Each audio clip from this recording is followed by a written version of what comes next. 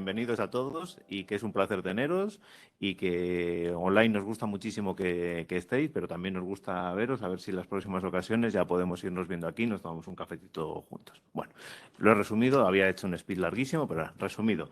Entonces, tenemos hoy en esta mesa, tenemos a Laura Pérez e Isabel Moya, socias del Departamento Laboral, que ellas en esta ocasión van a tener los honores de repartir las medallas de nuestro medallero. Van a dar los máximos honores. Y tenemos también a Yolanda Valdeolivas, of Council del Departamento Laboral, que es a quien le hemos dado en esta ocasión que se encargue de la parte monográfica y nos va a hablar de un asunto que yo creo que va a dar mucha guerra en los próximos meses, que es del estatuto del becario, ¿no? Y cómo cambia esta regulación, cómo esperamos que va a cambiar esta regulación y cómo las empresas van a tenerse que adaptar a este nuevo estatuto del becario. Bueno, pues sin más empezamos aquí yo lo tengo, con nuestra parte tradicional de tendencias en las que analizamos, bueno, qué es lo que creemos que va a venir en los próximos meses, ¿no? Y bueno, como os decía, en febrero tuvimos nuestra sesión sobre la reforma laboral. Dijimos, bueno, pues oye, ya tenemos los cambios, pero para bien o para mal, pues se anuncian nuevos cambios, ¿no? Nuevos cambios para este estatuto del siglo XXI, que el Gobierno es uno de sus más firmes proyectos, que Yolanda conoce bien, porque ya era un proyecto cuando tú estabas allí, ¿no? En la Secretaría de Estado, pues hablabais mucho del estatuto del siglo XXI. Y entonces en las últimas semanas pues hemos tenido nos han dado ya las primeras referencias de puntos que van a formar parte de este estatuto del siglo XXI. En primer lugar, uno de los puntos es lo que la ministra de Trabajo, Yolanda Díaz, habló de la democratización de las empresas, el proyecto que tiene el Gobierno de dar entrada a los trabajadores, a los representantes de los trabajadores en los consejos de administración de las compañías. No se han dado más datos, sino simplemente es la idea y que bueno, que lo que se ha trasladado es que esto es un proyecto que se quiere sacar adelante y que nos hacía una referencia del mes de septiembre pudiera estar. No tengo la más mínima duda que va a ser una cuestión polémica, que veremos cómo se regula y en qué términos. Por otro lado, también en las últimas semanas, y diría que en los últimos días, se ha abierto debate sobre la modernización de las indemnizaciones. Es como así lo ha llamado la propia ministra, la de las indemnizaciones por despido, con un objetivo, hacerlas disuasorias, ¿no? El objetivo del Gobierno es que entiende que las indemnizaciones, tal y como las tenemos hoy configuradas, no disuaden al empresario de proceder al despido y se quiere buscar un nuevo sistema indemnizatorio. Nuevamente, las intervenciones que ha tenido la ministra no ha dado bueno, ninguna referencia de decir a lo que va, sino simplemente algún ejemplo, y lo que busca es evitar o no limitar los parámetros a una cuestión de antigüedad y tiempo de servicios, sino empezar a incorporar nuevos elementos más personalizados, como edad, años de cotización, ¿no? De manera que bueno, también nos ha dicho que es algo que el Gobierno quiere hacer antes del final de la legislatura. Es algo muy sensible, no sé si se podrá hacer, pero que forma parte de la agenda del Gobierno, ¿no? Y en este sentido y en previas ediciones de Laboral al Día hemos estado hablando del impacto de la Carta Social Europea sobre las indemnizaciones. Sabemos que ha habido algún pronunciamiento judicial que, amparándose en la Carta Social Europea, establece que la indemnización establecida en el artículo 56 del Estatuto de los Trabajadores no era aplicable porque la Carta Social Europea no establece que la indemnización no debe ser una indemnización cerrada, sino que se tiene que evaluar los daños efectivamente sufridos por el trabajador. Bueno, pues en este sentido, y hacemos aquí mención, el sindicato UGT ha presentado una reclamación ante el Consejo de Europa en esta línea, precisamente, ¿no?, de que la normativa española es contraria a la Carta Social Europea, ¿no? Por lo tanto, vemos como distintos flancos se está atacando el concepto de la indemnización, esa indemnización que viene establecida en el artículo 56, que hasta ahora ha sido más o menos pacífica, pero estamos viendo cómo, a la luz de la Carta Social Europea, vamos a ver cambios en la indemnización, ¿no? Como os podéis imaginar, esto será un cambio de un calado extraordinario. No sé si el Gobierno va a tener capacidad de afrontar este cambio en lo que queda de legislatura, pero es uno de los puntos. Abajo, ahí. Aquí. Buenos días a todas y a todos, antes de nada. La verdad es que este es un tema, vamos, de mucho calado, de muchísima importancia, que puede tener muchísimas repercusiones prácticas en la vida de las empresas. Me comentábamos antes, Daniel y yo, que esto, cuando en mi etapa de secretaria de Estado, esto no estaba en la agenda. La verdad es que el tema de las indemnizaciones nunca había formado parte. Es verdad que todo lo desplazábamos a la estrategia del Estatuto del Trabajo del siglo XXI, pero estábamos en la consideración de que lo que queríamos era crear empleo y, por tanto, pensábamos en la creación en el momento precontractual y en el momento contractual, no en el momento de la extinción. De manera que no hay datos ni para, en fin, eliminar curiosidades sanas o malsanas. No hay ningún antecedente de esto, no dejamos ningún papel previsto en los cajones para que se retomara esta iniciativa. Hombre, es verdad que algo hay que hacer con la indemnización. Algo hay que hacer con la indemnización. Quiero decir, nosotros desde luego no teníamos en la agenda, como os decía, el volver al cálculo de la indemnización de 45 días de salario por año de servicio. Nunca nos planteamos esa alternativa, pero sí es verdad que puede haber distintos parámetros o distintos criterios de valoración de las indemnizaciones, porque es verdad, en el ámbito del derecho del trabajo nunca se indemniza conforme al daño y perjuicio sufrido realmente por el sujeto despedido, por el trabajador o trabajadora despedida. Y por tanto es verdad que se puede jugar con distintos elementos. Ahora, bien, yo creo que este es un tema que es difícil que en el diálogo social pueda salir con acuerdo todos los agentes. Y así fuera, desde luego yo lo bendigo y yo pongo una pica en Flandes, pero me temo que aquí la distancia entre los agentes sociales es muy considerable entre sindicatos y organizaciones empresariales. En todo caso, a mí me parece que estos temas, que son importantes, tienen que pensarse, tienen que reflexionarse. Se puede hacer tormenta de ideas sobre ellos. Ahora, dices tú bien, yo estoy contigo, no creo que en esta legislatura se pueda cumplir este objetivo si se quiere hacer después de una suficiente consulta, de una suficiente reflexión, con consulta también a expertos, no solamente a los agentes sociales. Pero la idea es esa. Es decir, distintos tramos de indemnizaciones en función de las distintas situaciones de las personas despedidas. Y esa es una consideración que, desde luego, bueno, es más fácil de compartir y es más fácil probablemente de poner en común y de encontrar a lo mejor algún punto de acuerdo. Indemnizaciones que signifiquen volver a las cuantías que teníamos anteriormente, me parece que es una falacia y que tampoco resuelve el problema. Y una última cosa que no quiero que se me olvide. ¿Sabéis por qué viene esto?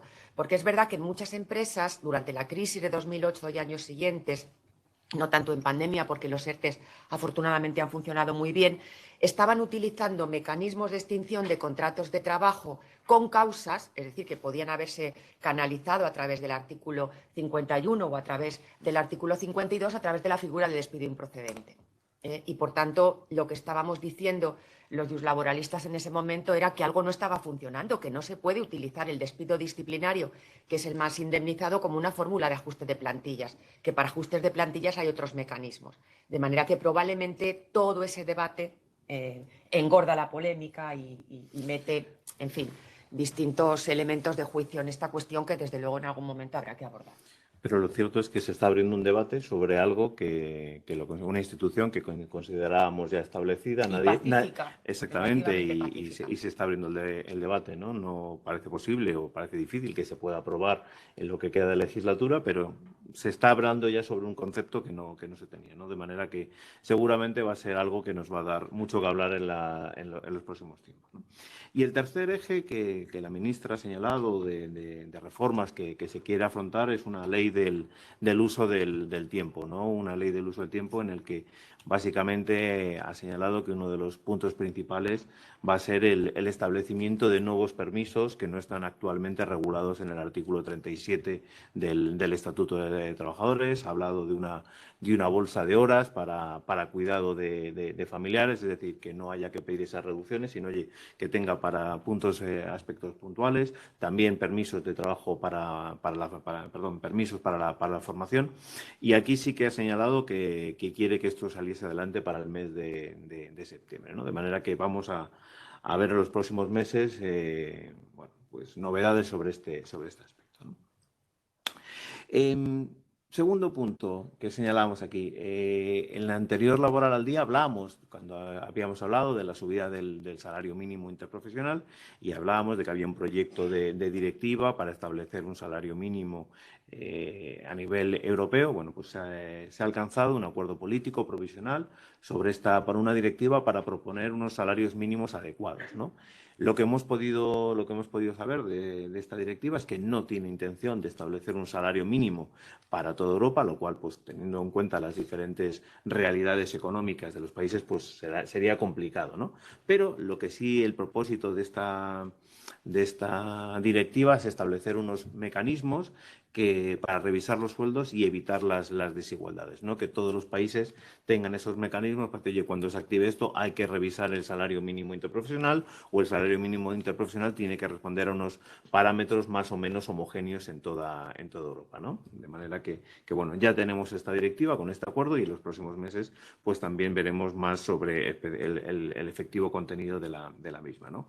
A efectos ilustrativos, también durante estos meses que han transcurrido desde el Laboral Día, por ejemplo, hemos visto que en Alemania el salario mínimo interprofesional ha subido a 12 euros la hora, ¿no? Para que nos hagamos una idea un poquito de hacia dónde vamos a ir.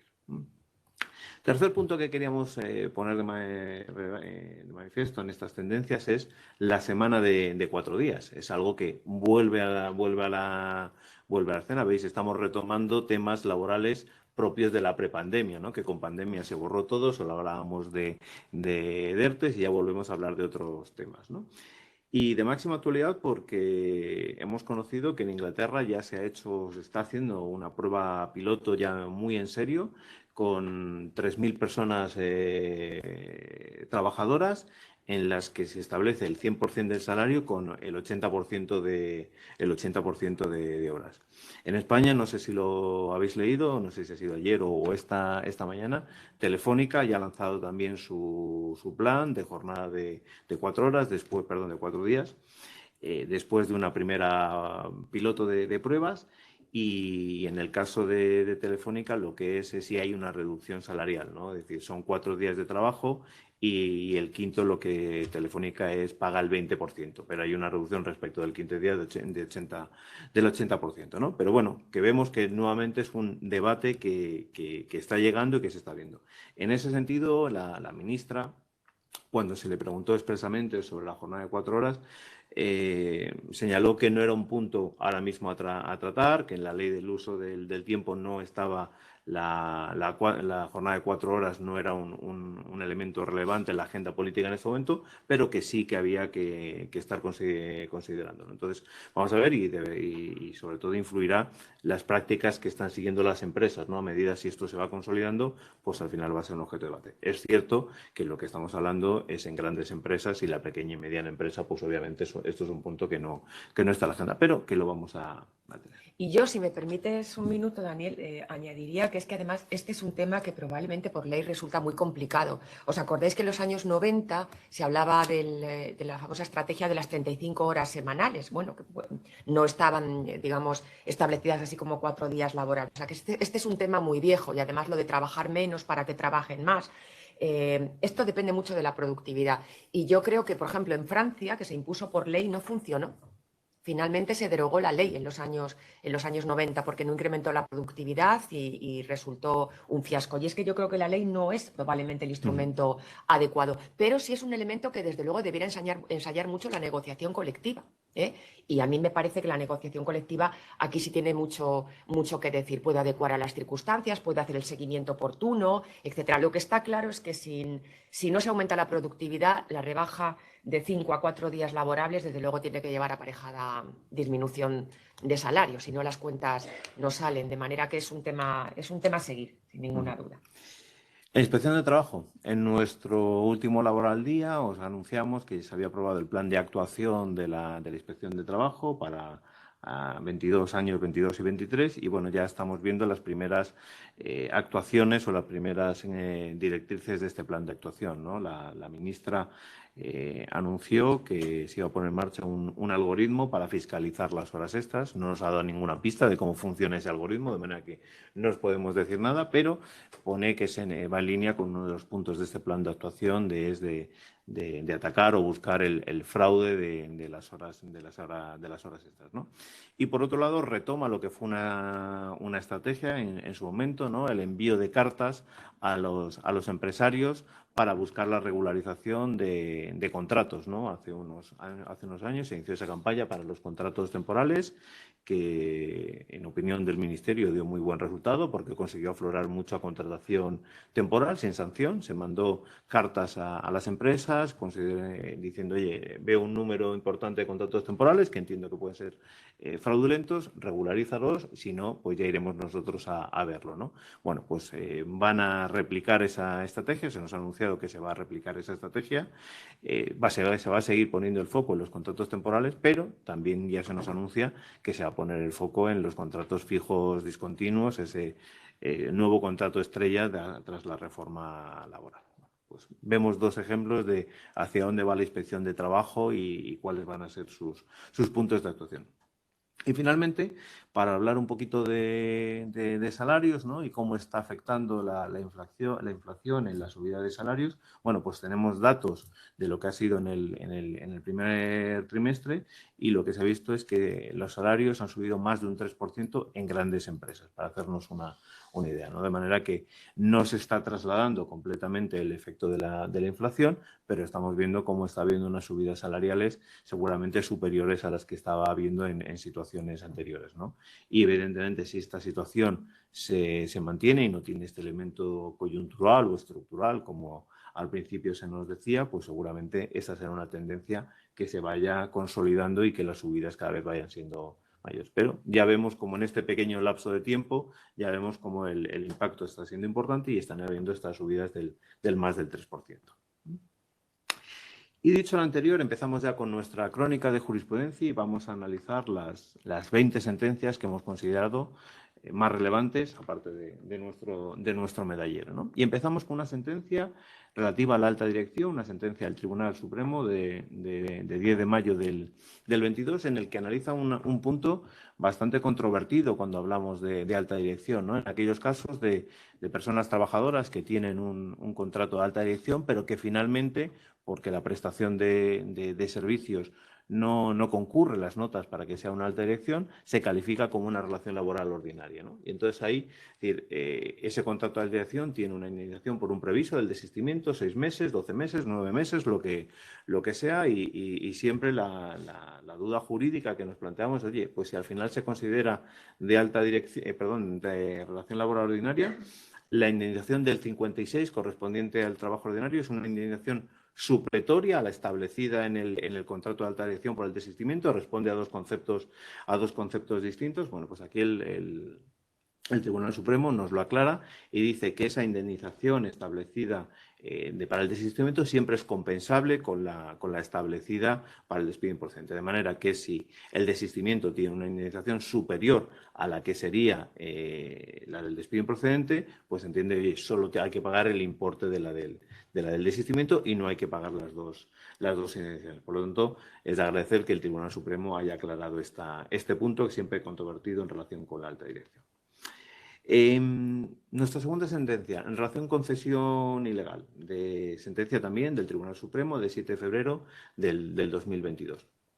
Esta sentencia, pues la hemos querido traer porque generalmente en Laboral al Día siempre traemos sentencias de cesión ilegal que cada vez limitan más el concepto de la contrata y que nos hace o nos lleva más hacia un concepto de cesión ilegal, ¿no?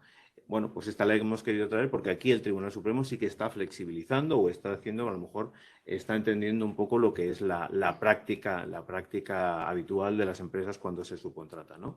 Y aquí nos hace el hecho de que el cliente discipline los aspectos finales del servicio no supone que haya una cesión en la dirección y control y por lo tanto no supone que haya una cesión ilegal, ¿no? Esto no significa, no, el cliente puede estar en todo. No, porque si el cliente está en todo, sí que ya estamos en la dirección y control, ¿no? Lo que estamos viendo es esos aspectos finales técnicos en los que el cliente quiere supervisar que efectivamente el servicio que se está haciendo es de acuerdo a lo que se necesita, a lo que se ha pactado para que encaje. Entonces, esa supervisión final técnica, aquí el Tribunal Supremo sí que está diciendo que esto no es un elemento de dirección y control. Pero si nos vamos más allá de una mera supervisión final, entonces sí que estaremos en el concepto tradicional de cesión ilegal. Pero bueno, es una sentencia que tenemos que tener en mente porque nos puede ayudar para justificar que cierta intervención de clientes o cierta intervención de vosotros cuando tenéis subcontratas, pues no va a calificar como una cesión ilegal. Respecto a derechos fundamentales, hemos señalado esta sentencia de 23 de febrero del 2022 que el Tribunal Supremo pues, viene a reafirmar una doctrina que ya estábamos teniendo, que si hay una violación de derechos fundamentales tiene que haber una compensación, no ya porque se presume que existe un daño. Pero aquí todavía va un paso más allá, porque lo que aquí nos está diciendo el Tribunal Supremo y tampoco es muy necesario que el demandante lo cuantifique o lo especifique mucho, ¿no? Porque lo que estábamos diciendo es ahora decir, bueno, el Tribunal Supremo ha dicho que hay una automaticidad de compensación, pero esto no exime a la otra parte que por lo menos alegue ese daño o que dé algunos parámetros para justificar ese daño, ¿no? Pues aquí el Tribunal Supremo adopta un criterio mucho más laxo, dice hay automaticidad, tampoco le vamos a exigir al demandante que dé unas grandes razones para cuantificarlo y valida completamente el vincular los importes que se están reclamando a la LISOS, ¿no? De manera que es un punto más allá en la doctrina que hasta ahora había mantenido el Tribunal Supremo y que tenemos que tenerlo en cuenta en todas esas demandas que tengamos en los que el demandante reclame esa violación de derechos fundamentales, pues que esas compensaciones, que muchas veces os decíamos, hombre, es difícil que se otorguen, no da unos parámetros, pues que estas compensaciones cada vez van a ser más relevantes y va a haber un mayor riesgo de que se vayan a conceder. Respecto al despido, hemos señalado 3 sentencias, ¿no? Algunas más con un criterio más flexibilizado y con otra con un criterio más restrictivo, ¿no? La primera es una sentencia del Tribunal Supremo de 12 de enero en la que el Tribunal Supremo analiza el requisito formal de la puesta a disposición de la indemnización en el despido objetivo. Es cierto que el Tribunal Supremo ya había validado la transferencia como un método adecuado para poner la indemnización a disposición de los trabajadores, pero siempre teníamos esa duda de esa transferencia hay que hacerla antes de la entrega de la carta de despido y adjuntar el recibo a la carta de despido, o la puedo hacer durante el mismo día, porque, claro, ahora como muchas transferencias están en el banco, las recibes el mismo día, pues nos encontramos que muchos clientes nos dicen, oye, es que va a recibir el trabajador la indemnización antes de que le entrega la carta de despido y ahí podemos tener un problema. Va a decir, oye, ¿este dinero de dónde sale? Bueno, pues aquí en esta sentencia el Tribunal Supremo nos está flexibilizando y habla ya si se ordena la transferencia bancaria en el mismo día y no está estableciendo específicamente que tiene que ser anterior, ¿no? De manera que, bueno, aquí el Supremo nos está dando un poquito más de flexibilidad a la hora de generar y nos da esa mayor base para decir, oye, no es absoluta. Vamos a seguirlo recomendando que la transferencia se haga antes. Eso, por supuesto, porque nos va a dar mucha más tranquilidad. Nosotros somos felices con el recibo adjuntado a la carta de despido. Nos va a dar muchísima más paz. Pero cuando nos digáis, oye, no se puede hacer después, ya no vamos a tener tantos argumentos del Supremo, no, porque el Supremo nos está abriendo un poco la puerta. De manera que, bueno, en este punto es una buena sentencia porque nos da una mayor flexibilidad a la hora de gestionar estos despidos, ¿no?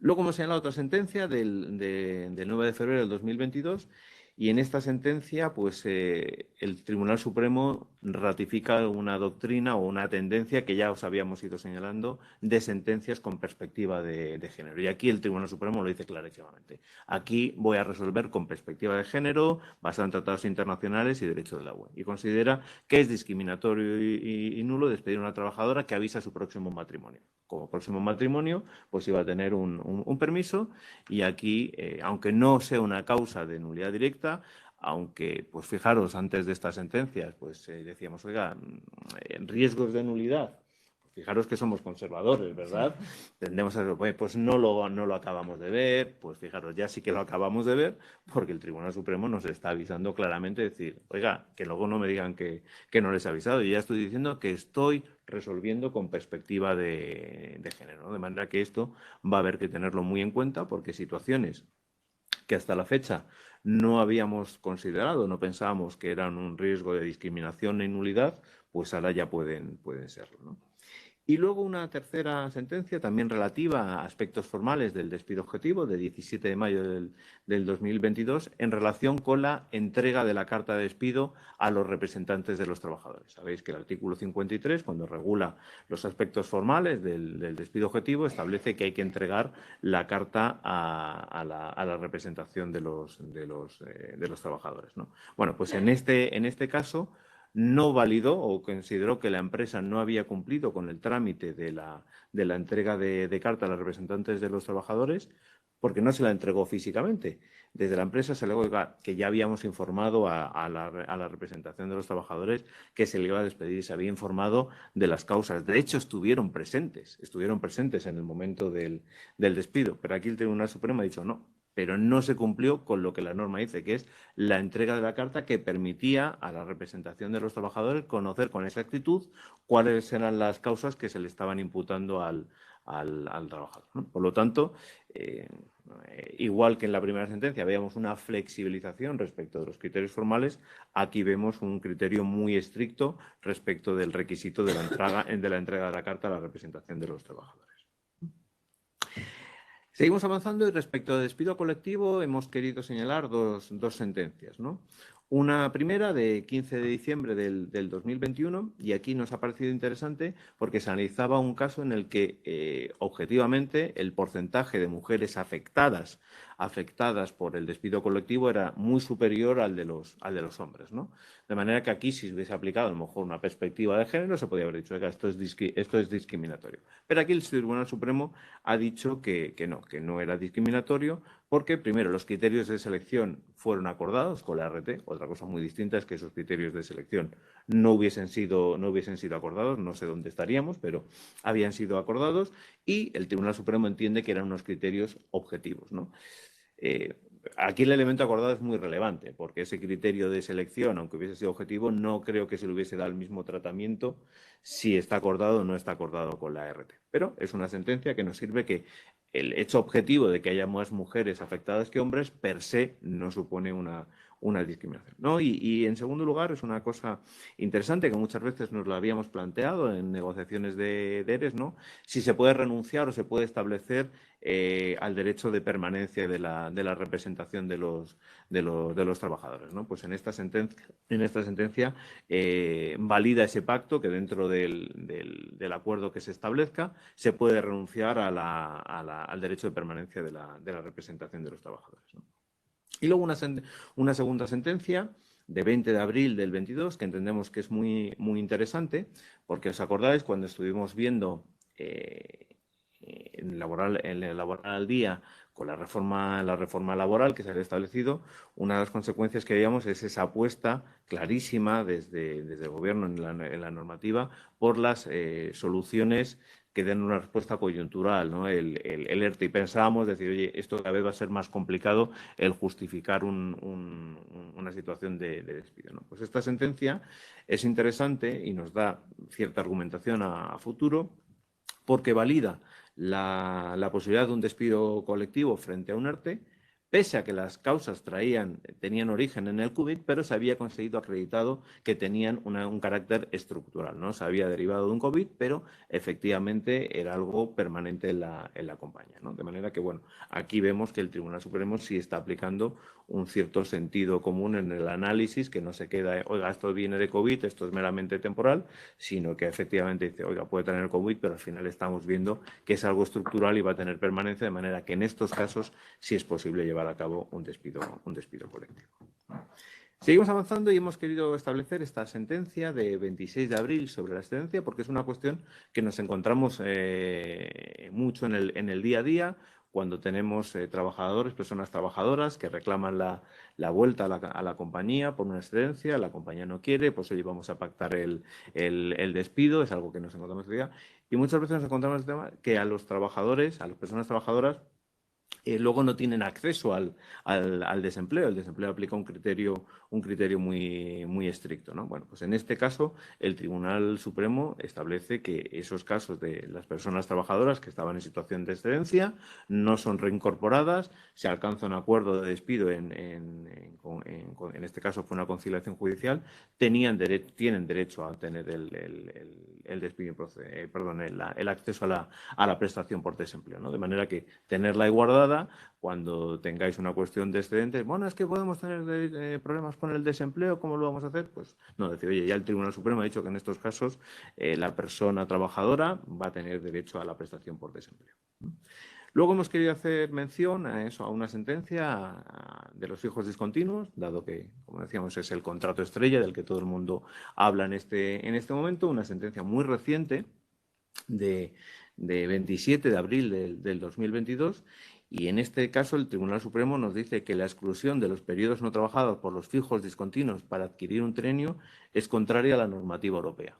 De manera que es algo que va a haber que tener muy en mente si tenéis fijos discontinuos, si de los fijos discontinuos empiezan a ser una figura que tengáis en vuestras empresas, pues que lo que nos sale natural es decir, oye, para el trienio pues vamos a considerar el tiempo efectivamente trabajado, ¿no? Si estás 6 meses, pues te voy a considerar 6 meses, porque al final la antigüedad no es una manera de, vamos, recompensar pues esa mayor experiencia, esa mayor capacidad que puede ir obteniendo un trabajador como consecuencia de ir prestando esos servicios, ¿no? Pues aquí el Tribunal Supremo nos está diciendo no.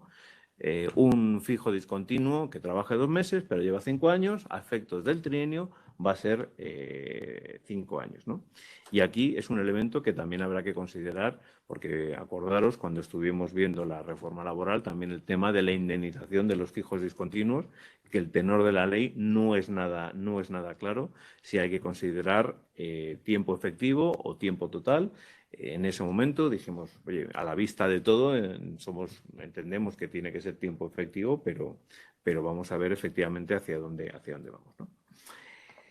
Grupo de empresa. Hemos traído una sentencia de 22 de marzo y me diréis, los que tengáis un conocimiento más específico de la doctrina del Tribunal Supremo sobre el Grupo Empresa, y aquí Laura e Isa, grandes expertas, pues dirá, oye, pues esta sentencia pues tampoco nos aporta nada, porque el Supremo viene a decir lo que ya está diciendo. Oye, es que eso puede ser una novedad también, el que el Tribunal Supremo se mantenga en un criterio y que no nos lo cambie, pues oye, también es una noticia de que no nos han cambiado el criterio y que lo que teníamos hasta hace poco, pues sigue estando, ¿no? Esta sentencia del 22 de marzo, la Sala de lo Social pues dice, oye, el que exista un grupo de empresas a efectos mercantiles, que exista una relación dominante por esa matriz, que existan ciertas vinculaciones económicas, como puede ser esa tesorería centralizada o el cash pooling, esto no es un indicio de grupo de empresas, ¿no? De manera que además hemos hecho muchos juicios últimamente, ¿verdad? Y aquí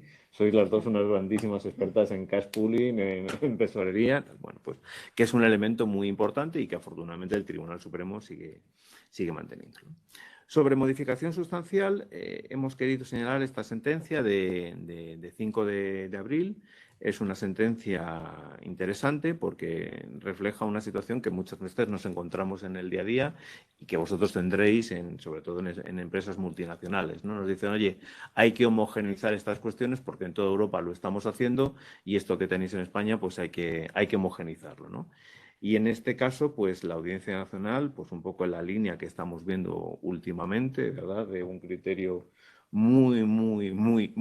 pero que muy restrictivo, pues en este caso consideró que la causa organizativa que estaba alegando la empresa, pues no había quedado acreditada, porque decía que no se había acreditado efectivamente la implementación de esa homogenización en distintos países. Simplemente se había estado trayendo documentos que decían que se iba a hacer, que se había hecho, pero no había habido una prueba específica sobre esa implementación, ¿no?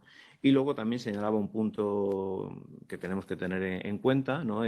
Se alegó mala fe durante el periodo de consultas porque se decía que se había formalizado, se había entregado documentación en inglés, pese a que la compañía, el inglés era el idioma habitual, ¿no? Normal, y nadie puso grandes pegas, pero se consideró que los representantes, los asesores de la representación sindical no conocían inglés y que por lo tanto eso fue una actuación de mala fe, ¿no? Bueno, un punto adicional de todo lo cuidadoso que por mucha cautela que pongamos en un periodo de consultas, siempre podemos encontrar un elemento y vemos que la Audiencia Nacional está estableciendo criterios muy restrictivos en estos puntos. Respecto al plan de igualdad, queremos señalar esta sentencia, que bueno, ha sido muy conocida, la habréis visto todos, de la Sala de Contencioso Administrativo del 28 de marzo de 2022. La COE sabéis que impugnó la parte del reglamento que establecía la legitimidad para negociar los planes de igualdad por los sindicatos, ¿no? Que fue la gran novedad de ese reglamento.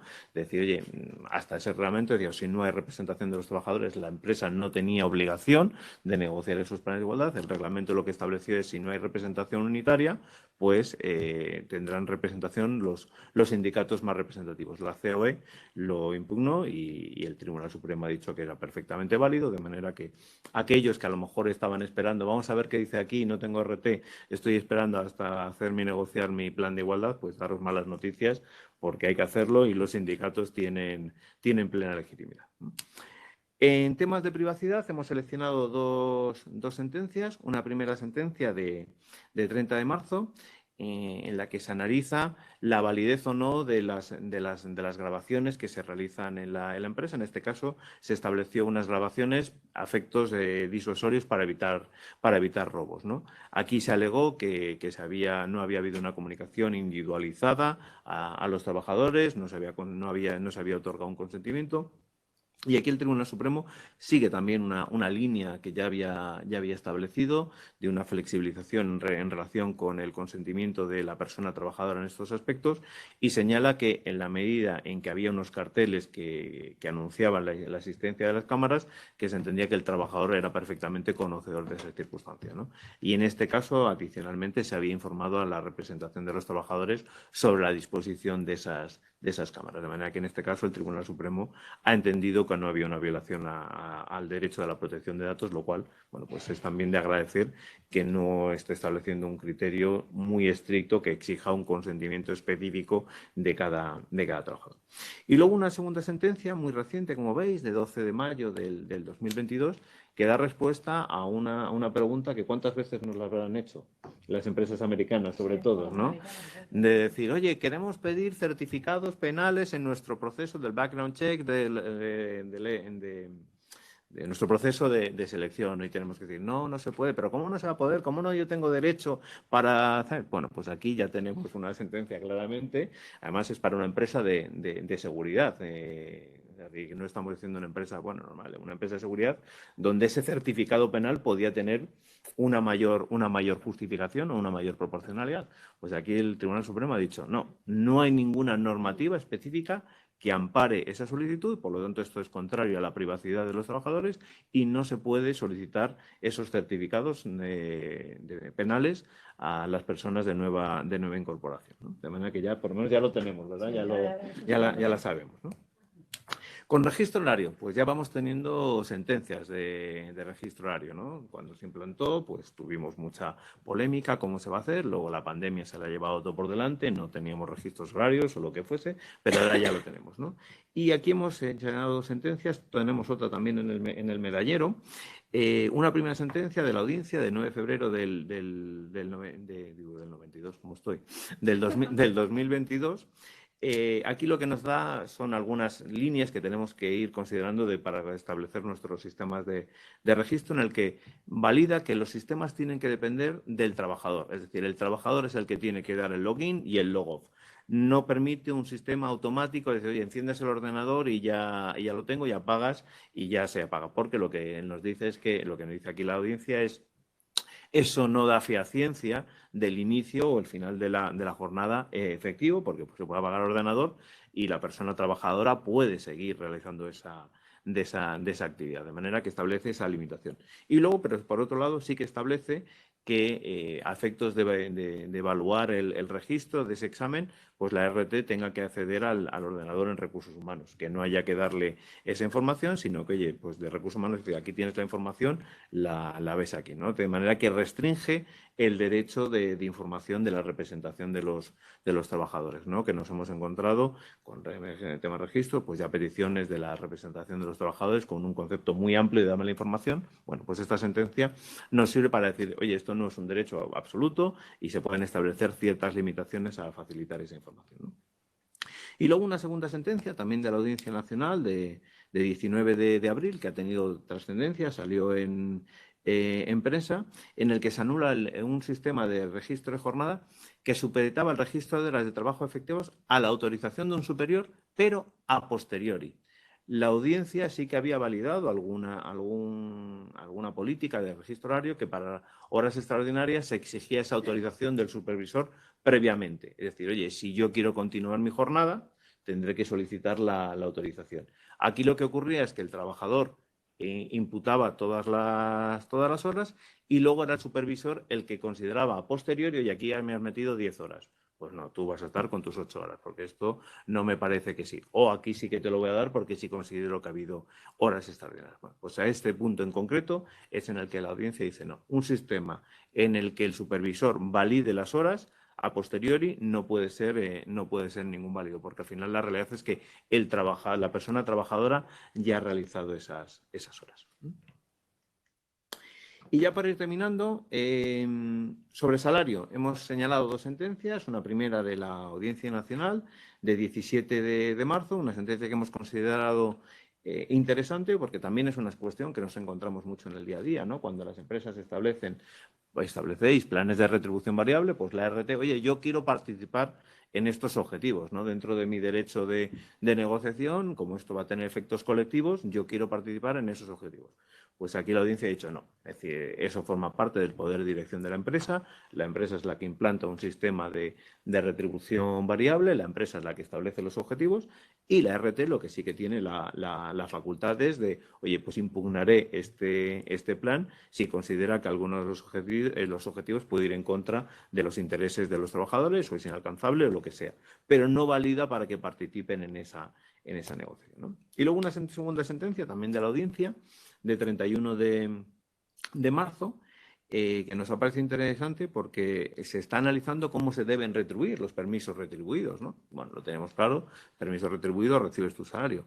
Pero en esta sentencia el Tribunal Supremo dice, oye, pero no solo, cuando estamos hablando de un permiso retribuido, no solo se tiene que percibir lo que es el salario fijo, sino también se tienen que percibir estos complementos de nocturnidad y trabajo en festivos, que dice, oye, pues si no estás trabajando en nocturnidad y no trabajas en festivos, pues no vas a tener el complemento porque va vinculado a la actividad. Pues aquí la Audiencia Nacional nos dice, sí, siempre y cuando tus días de permiso coincidiesen con circunstancias en las que tú ibas a estar trabajando en nocturnidad o en festivos, ¿no? De manera que no solo en permiso laborable va a haber que abonar o la empresa va a tener que abonar el salario fijo, sino que también tiene que establecer estos complementos de actividad, ¿no? Y finalizamos con una sentencia de tiempo de trabajo relativa a guardias, también es un tema recurrente en Laboral al Día, y una sentencia del Tribunal Supremo de 17 de febrero que en la línea de la sentencia que hicimos también mención aquí en Laboral al Día del Tribunal de Justicia de la Unión Europea, pues lo que nos dice es que las guardias que requieran presencia física y por lo tanto estar a disposición del trabajador, se consideran como tiempo efectivo de trabajo y es calificado como una hora extra. De manera que esa guardia en la que no pueda estar en mi casa, sino que tengo que estar en el centro de trabajo y por lo tanto con una capacidad de reacción inmediata, se considera automáticamente tiempo de trabajo. Por independencia de que te hayas tirado toda la noche durmiendo porque no ha habido ningún aviso, ahí sí que es tiempo de trabajo. No quiere decir que esa otra guardia en la que estés en tu casa y en la que no se esté requiriendo un tiempo de reacción inmediata lo sea. Pero la del centro de trabajo ya la tenemos clara, que esa es tiempo de trabajo y por lo tanto califica como hora extra. Hasta aquí las 20 sentencias principales. Y ahora pues ya fanfarrias, música, que llega nuestro medallero y empezamos la de bronce de la Audiencia Nacional sobre registro horario. Laura. Sí, a ver, realmente ha sido difícil, como siempre, elegir cuáles son las sentencias del medallero, pero bueno, hemos elegido al final las que creemos que pueden o bien darnos más luz para establecer determinadas políticas o bien establecernos más restricciones y tenerlas en cuenta. Esta en particular de la Audiencia Nacional, en materia de registro horario, que es de fecha 15 de febrero de 2022, entendemos que nos arroja más luz sobre cómo hacer este tipo de políticas. Recordemos que el registro horario se implementó hace unos años. Tomad esto, un abogado día que nos da luz sobre una cuestión. Sí. Luego te arrepentirás. Bueno, vamos a ver, Luego te arrepentirás. Determinadas restricciones también, o sea, es por decirlo también en carácter positivo y no todo ponerlo como restricciones, porque alguna restricción se puede inferir de esta sentencia también. A ver, lo que dice, bueno, el registro horario, como sabéis, la norma, lo que nos imponía era la obligación de registrar la jornada de los trabajadores, el inicio de la jornada y el fin de la jornada, y eso con carácter diario, pero no establecía nada más. Entonces se remitía a la negociación colectiva para cualesquiera otras condiciones, no establecía nada acerca del soporte. Y entonces esa falta de especificación, ¿cómo lo entendíamos nosotros? Pues como una libertad total para determinar si era soporte en papel o soporte informático y en qué forma lo íbamos a implementar. Entonces, esta sentencia es interesante porque, como digo, pues establece una serie de parámetros para establecer cuándo tiene carácter fiable este registro de la jornada. El caso en cuestión son 1.200 trabajadores de una empresa que lo que estaban era firmando unas hojas en papel donde se ponía la hora de inicio y la hora de fin de la jornada, pero con carácter predeterminado. Ellos se limitaban únicamente a firmar. Lo que establece la Audiencia Nacional es que esto realmente no es un registro de jornada fiable, evidentemente porque no establece la realidad, el tiempo de trabajo efectivo, pero bueno, eso más o menos pues, se podía inferir de otras sentencias también. Lo que nos ha parecido novedoso es la valoración que hace del soporte en papel. Lo que establece la Audiencia Nacional en este caso es que realmente en la era digital en la que vivimos pues se debería de afrontar este tipo de obligaciones más con aplicaciones informáticas, porque en el fondo esto pues permite a los representantes de los trabajadores y a la Inspección de Trabajo acceder mejor a este registro de la jornada, que esto es una obligación que tienen las empresas, el facilitar esta información. Y además establece también que el soporte en papel, a juicio de la sala, que realmente no garantiza que se vaya a conservar ese registro de jornada durante 4 años, que es lo que marca la norma. Se queda amarillo el papel, ¿no? Se queda así. Se lo comen los ratones. Parece que hay otros expedientes que tampoco podemos guardar durante 4 años. Esa es la valoración que hace la sala. Es muy buena argumentación, ¿eh? Cuando diga, déme la documentación de los últimos 4 años, ¿no? Ya sabe usted lo difícil, lo ha dicho la audiencia. En la era digital en la que vivimos, todo por ordenador, efectivamente. Entonces, bueno, por estas razones, pues al final estima parcialmente la demanda y concede a la empresa un plazo que son de 30 días en este supuesto para que implemente un registro de jornada que realmente pueda asegurar que se está registrando el tiempo real efectivo y en un soporte, sin decir nada, pero en un soporte que pueda garantizar el acceso a los representantes de los trabajadores y a la inspección. Y digo que estima parcialmente porque el sindicato, bueno, pues aquí pidió incluso más, una serie de obligaciones adicionales para que hubiera un contenido adicional en ese registro de la jornada, pues por ejemplo para trabajadores que prestaban servicios a tiempo parcial, que se pusiera la prolongación de jornada, que se reservaran días, que se reservaran horas, etcétera. Y lo que dice aquí la sala es que realmente eso no está regulado en la norma, que eso obedece a la negociación colectiva y que la sala pues no puede ex novo regular una serie de condiciones que se deberían de negociar o desde luego que no existe esa obligación de incluirlas. De ahí la estimación parcial. Pero bueno, como decimos, la sentencia nos ha parecido interesante porque aunque no diga tiene que ser solo en soporte informático, desde luego establece como una tendencia de que parece que los tribunales pueden ir por dar esa preferencia a ese tipo de soporte electrónico.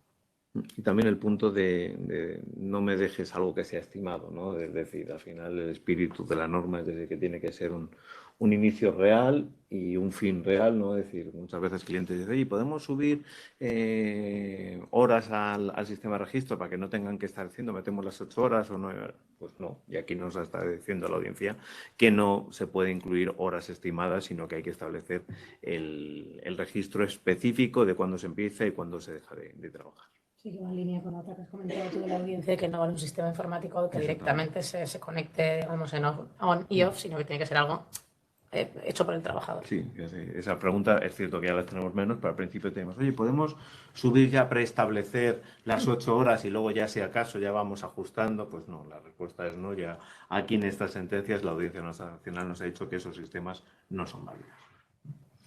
Isa, La Plata. La plata. La plata, acuérdate de mí porque es una sentencia densa, ¿no? La hemos puesto en plata porque es una sentencia de pleno y, claro, todo Sí, lo que sea el pleno, si el Supremo ellos han decidido en pleno, pues nosotros no vamos a ser menos, ¿no? Efectivamente, y sobre todo por las fechas, o sea, porque decís, oye, en el medallero, una sentencia del Supremo, 18 de mayo del 2022, de contratos temporales. Yo lo primero que vi con esta sentencia dije, bueno, esto no será relevante porque me han reformado todos los contratos temporales a final del año pasado, pues evidentemente esta sentencia pues no me va a dar mucha luz. Lo está diciendo de manera muy amistosa, pero viene allí y dice, tú esta sentencia no te la has leído, ¿no? Porque si es de 18 de mayo con contratos temporales, pues esto no tiene ningún interés. Y ahora ya... Efectivamente, de primeras dije, pues si te han reformado todos los contratos temporales, esto no puede tener, o sea, una relevancia para estar en el medallero, pero sí la tiene. Y prueba de ello es que lo ha hecho el propio Supremo, o sea, esta cuestión, cuando llega el Supremo, es en abril del 22 cuando deciden que la votación la van a hacer en pleno. Cuando se hace votación en pleno es porque consideran que la materia tiene una especial trascendencia y que, por tanto, por eso debe decirlo en la sala en su conjunto, ¿vale?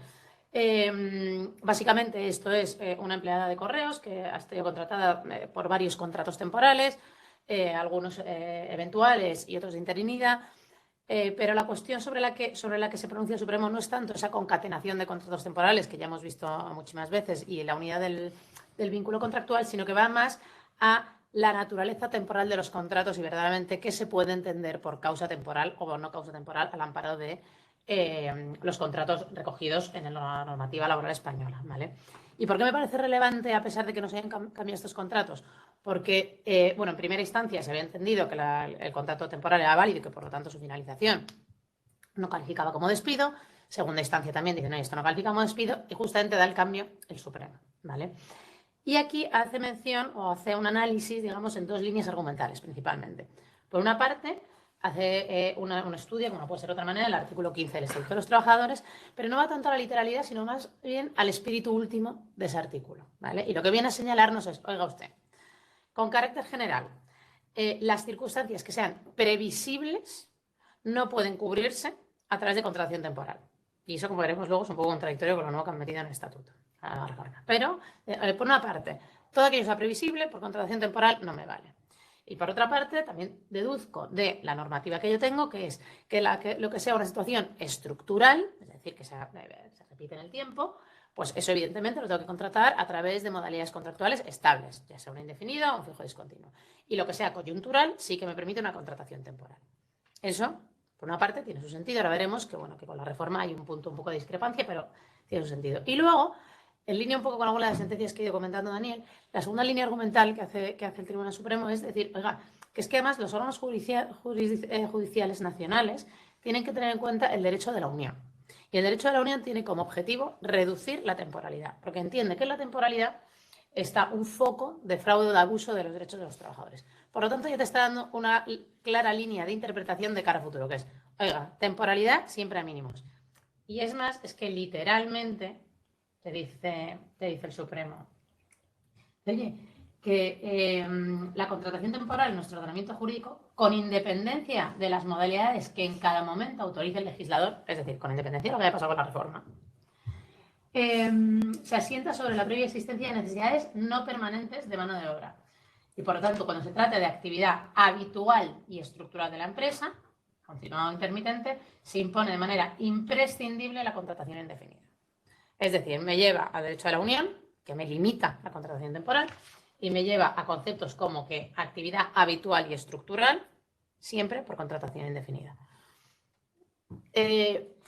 Hombre, esto tiene su sentido si vemos la reforma laboral, la reforma que ha habido en el artículo 15 del Estatuto. En el fondo tenemos como tres tipos de contratos dentro de esos temporales, o tres causas, ¿vale? La primera, incremento ocasional e imprevisible de la actividad. Perfecto, en línea con lo que nos está diciendo el Supremo. Todo lo que sea imprevisible parece que te entra. Oscilaciones de la actividad que, aunque sea la actividad normal de la empresa, supongan desajuste temporal. Bueno, ahí ya esa actividad normal, habitual, no tiene mucho encaje con lo que ha dicho el Supremo, pero bueno, vale. También creemos que puede tener sentido con esto que está señalando el Supremo. Y el punto que vemos más incoherente es que el otro supuesto en el que ahora el Estatuto permite hacer contratos temporales, estos de 90 días, son para las situaciones ocasionales previsibles. Es más, tanto es previsible que lo que te dice ahora el Estatuto es, oiga, usted el año anterior a poder formalizar estos contratos, que son 90 días en todo el año, tiene que notificarle a los representantes de los trabajadores cuándo cree que estos contratos van a tener lugar. Por lo tanto, hoy estamos en algo completamente previsible y por la propia naturaleza parece que es estructural, porque si tú lo sabes con un año de antelación, pues hombre. Entonces, bueno, aquí, ¿qué entendemos? Pues que evidentemente esa situación de causa previsible que establece aquí el Supremo, de alguna manera se ve superada por la literalidad de la norma, pero cuidado, porque esta sentencia está dictada con posterioridad y hace expresa alusión a me da igual las modalidades que meta el legislador en cada momento temporal. Entonces, cuidado, aunque al mismo tiempo también nos hace ver una cosa que se ha discutido mucho para la doctrina, que es que estos 90 días parece que son un poco, permiten una expresión, una barra libre. De, oye, mira, te limito a tope a la contratación temporal. Eso sí, durante 90 días al año, haz un poco lo que te da gana. Que hasta ahí te dejo ese margen, pero más de 90 días no.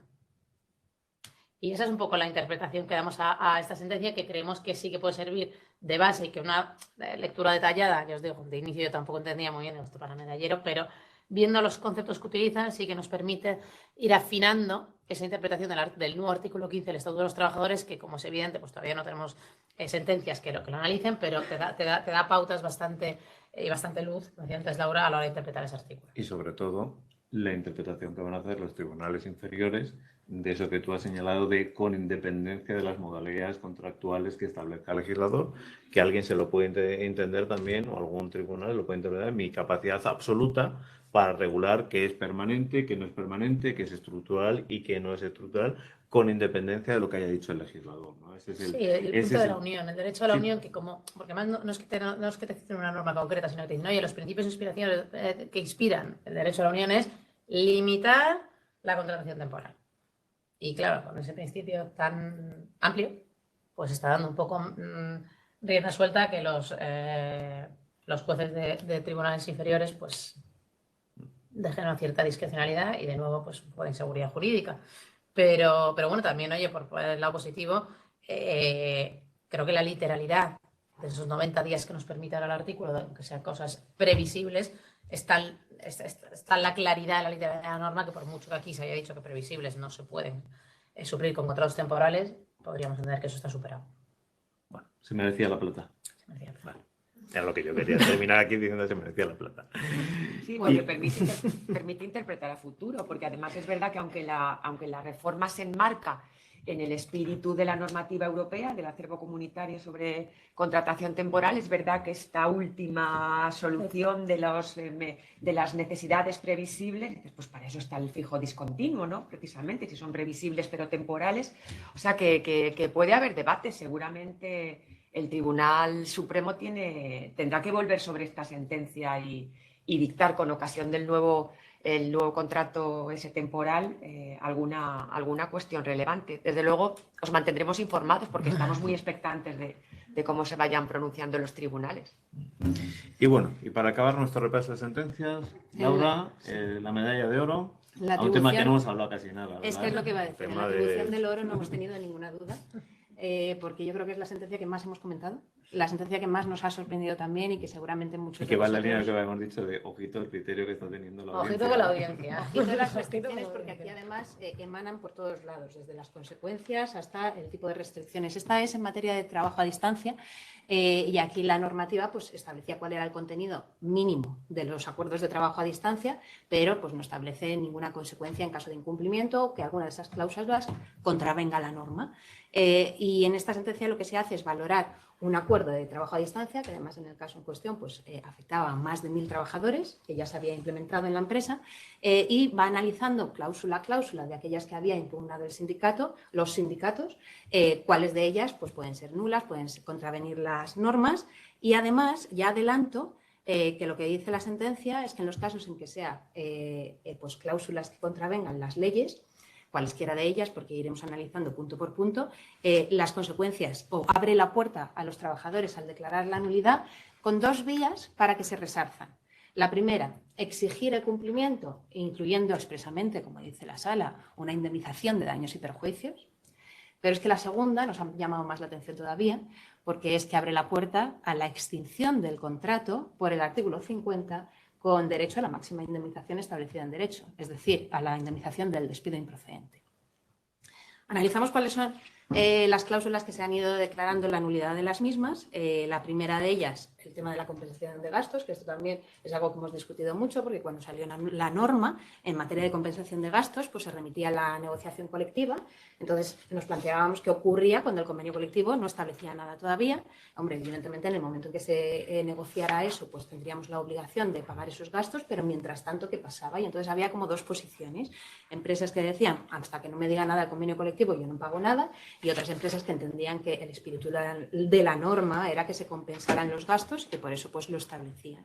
Bueno, pues en este caso el acuerdo lo que hacía era remitirse al convenio colectivo en el sentido de pues establecer cómo la empresa iba a pagar esa cantidad cuando se regulara, pero ese convenio colectivo todavía no establecía la compensación de gastos. La Audiencia Nacional lo que valora es que de esa forma se deja la obligación de compensación de gastos vacía de contenido, porque el convenio colectivo no estaba poniendo nada y entonces declara la nulidad de esa cláusula, entendiendo que todas las empresas, tengan o no un convenio colectivo que lo ponga, tienen que establecer una compensación de gastos. Eso es la primera de las cláusulas, porque ya adelanto también que establece la nulidad de hasta 5. La segunda de ellas, sabéis también que tenemos la obligación de poner a disposición de los trabajadores pues, todo el material necesario para que puedan realizar su actividad y que la empresa, pues, si hay alguna dificultad técnica en la conexión, pues tiene que responsabilizarse de ella. Lo que hacía la empresa en este caso era prever pues, que si se estropea el ordenador que se le ha puesto a su disposición, que los trabajadores pudieran indicar solo para estos casos de urgencia, por dificultades técnicas, un correo personal y un móvil personal para solucionar el problema del ordenador. Y lo que establece la sentencia o la Audiencia Nacional es que no tienen la obligación de poner medios a disposición de la empresa, que todo lo tiene que poner la empresa y que da igual que exista una urgencia. Lo cual también pues, nos hace plantearnos dudas, porque claro, si le das, o sea, eso está claro que está obligando a las empresas a dar un móvil también para solucionar las incidencias. Pero si le doy un ordenador y un móvil y no funciona, ¿qué hago? Tampoco puedo solucionarlo. Establece bastantes restricciones también en este sentido. Otra cláusula en la que considera el tribunal que tampoco se puede establecer de esa forma, la desconexión digital. Existe una regulación que dispone que los trabajadores, una vez que acaba su jornada, tienen derecho a la desconexión digital, pero muchas empresas lo que están haciendo es establecer una excepción justificada, como ocurre en este caso, por razones de urgencia y que puedan crear un perjuicio para la empresa en corto plazo. Y se establece así en el acuerdo. Y la Audiencia Nacional también dispone que es nulo, por entender que reconoce que el derecho a la desconexión digital no tiene por qué ser un derecho absoluto, pero establece que cualesquiera restricciones que se implementen tienen que ser más acotadas, no genéricas, y entiende que una urgencia establecida de ese modo puede ser cualquiera. Parece que tendríamos que también determinar cuáles son las urgencias con las que nos podemos enfrentar.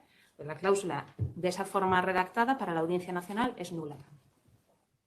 La cuarta cláusula que establece la nulidad en materia de prevención de riesgos laborales, que se establecían varias fórmulas de si la empresa tiene que acudir con el servicio de prevención de riesgos a mirar si el domicilio cumple con todas las medidas de seguridad, o si se rellenan formularios, o si se recaban fotos, en fin. En este acuerdo lo que se hacía era recabar una autorización previa por parte del trabajador para que el servicio de prevención pudiera acudir al domicilio si lo consideraba necesario, pero siempre dando un preaviso de 7 días.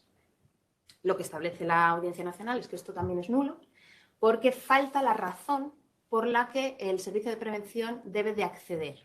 Y además porque entiende que se tiene que informar previamente a los delegados de prevención y porque el trabajador en cualquiera de los casos se podría negar a esa visita.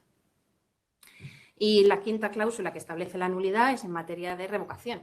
La revocación, como decía la norma, es libre para las dos partes, no hace falta justificar ningún motivo.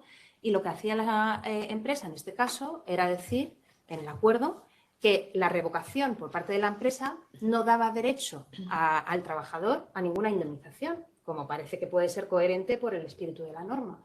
Y sin embargo, la sala lo que establece es que esa revocación era libre para las dos partes y que en ningún caso puede haber una renuncia genérica a no reclamar, porque en el fondo, si una decisión de revocación fuera contraria a derecho, que bueno, podría ser para el caso de una discriminación, por ejemplo, pues que el trabajador siempre podría reclamar. Entonces también declara la nulidad de esta cláusula. Dicho todo esto y todas estas restricciones que ahora estamos teniendo en cuenta en materia de de acuerdos de trabajo a distancia y que nos hacen las cosas un poco más difíciles también y nos hacen que seamos todavía más innovadores, lo que sobre todo nos ha llamado la atención es que se abra la puerta en estos supuestos, que además muchos de ellos pues, hemos podido considerar medianamente razonables, a que los trabajadores puedan activar la extinción de sus contratos con derecho a la máxima indemnización. Nos parece, coincidimos todos en que esto es una cosa que nos parece desproporcionada, nos parece muy difícil que los juzgados de lo social, pues en este caso 1.200 trabajadores, si se plantan 100 o 200 trabajadores diciendo que han estado afectados, puedan declarar la extinción considerando que esto es un incumplimiento grave de las obligaciones del empresario. Pero, bueno, evidentemente habrá que ver qué es lo que valoran en cada uno de los casos, pero lo que está claro es que se ha sentado un precedente, pues sobre todo en determinadas materias, como unas líneas rojas, ¿no? En compensación de gastos, de hay que pagar los gastos y determinadas cosas así, y si no, cuidado que te meto este susto. Sí, parece como una aviso a navegantes, ¿no? Yo creo que cada vez más estamos viendo más que incluso con algunos sindicatos estaban abriendo la puerta a negociar políticas de teletrabajo sin compensaciones de gastos, pues porque ahí es verdad que bueno, pues puede tener un poco más de fuerza la empresa a la hora de establecer fuerza negocial a la hora de establecer estas políticas, y cómo hemos interpretado un poco este punto es, oye, aviso a navegantes, que por mucho que te firme la política de un sindicato, que aquí no todo vale, que la ley ha dicho que se paga una compensación y por lo tanto no me firmen ustedes aquí políticas a diestro y siniestro sin compensación alguna. Pero luego, llevado a la práctica, la extinción vía el 50, hombre, que está prevista para un incumplimiento grave, muy grave y culpable de la empresa, sus obligaciones, pues hombre. Es que además tampoco protege mejor el derecho. Yo creo que la vía para crear cultura de los acuerdos de teletrabajo es justamente eso, reclámame el cumplimiento de la normativa legal, es decir, generar buenas prácticas. Yo creo que esto no valora, o sea, al margen del efecto desproporcionado, es que yo creo que no colabora en el mejor cumplimiento del teletrabajo. Da un arma desproporcionada, absolutamente desequilibrada. Bueno, pues este ha sido nuestro repaso de jurisprudencia. No sé si os dejamos más tranquilos o no, pero por lo menos os dejamos más informados, que eso sí es importante, ¿no? Y bueno, y entramos ya en la última fase de la sesión, la parte monográfica, un poquito más de reflexión y análisis. Y en este caso, pues Yolanda nos va a establecer las claves del futuro estatuto del becario, ¿no? Y parafraseando algo de cine, pues igual que existía muerte en Venecia, ¿este estatuto del becario supone la muerte del becario o qué nos vamos a encontrar? Y te doy 22 minutos, Yolanda. Venga, pues vamos allá. Bueno, antes de nada os decimos, lo que estamos valorando es borrador, es todo un proyecto de Real Decreto, si se consigue la misma forma o si en fin, se entiende adecuada la misma forma que ha tenido hasta ahora. Y os quiero decir, esto no es una novedad dentro del ordenamiento laboral, porque siempre hemos tenido prácticas no laborales en empresas que diferenciaban entre las prácticas no laborales a través de convenios de colaboración con el Servicio Público de Empleo Estatal o a través de convenios de colaboración con universidades, centros universitarios, centros de formación profesional, etcétera. De manera que esta es una vieja, digamos, materia de regulación, una veterana materia de regulación dentro del ordenamiento laboral, para decir inmediatamente que no estamos en presencia de un contrato de trabajo. ¿Qué ocurre? Que esta materia se ha visto frecuentemente defraudada, que muchas empresas no cumplen la finalidad formativa que tienen estos contratos, que no deben servir, y lo digo ya y lo repetiré seguramente más veces, no son un instrumento de gestión empresarial, no pueden ir a la cuenta de resultados de la empresa, no están pensadas para el beneficio empresarial, no pueden sustituir a trabajadores o actividades propias de las tareas de la empresa, sino que están pensadas como un instrumento de inserción de los jóvenes, si queréis, incluso de selección por parte de las empresas de su propio personal, de identificación de carencias formativas, que también pueden, digamos, dar una comunicación más o menos fluida y más o menos rica entre los centros de formación, universidades u otros, y las propias empresas, lo que está demandando el propio mercado de trabajo. Por tanto, es un instrumento muy útil, pero que desde luego no puede servir como la obtención de una mano de obra barata. Bueno, ha sucedido. De hecho, al hilo de lo que señalaba Daniel antes, ha habido mucha actuación inspectora que ha levantado falsos los becarios como trabajadores verdaderamente por cuenta ajena y, por tanto, incluibles en el régimen general de la Seguridad Social y dentro del Estatuto de los Trabajadores. De manera que un poco a ese debate y a esa polémica y a ese eventual uso desviado de los becarios, de los comúnmente llamados becarios en las empresas, es a lo que responde esta nueva orientación. Por lo demás, es muy oportuna, cuando se apruebe, y en los términos habrá que estar a la espera de los términos definitivos, es muy oportuna porque también ha salido aquí en la mesa a lo largo de este rato que llevamos. Se ha modificado el régimen de contratación temporal, también la de carácter formativo.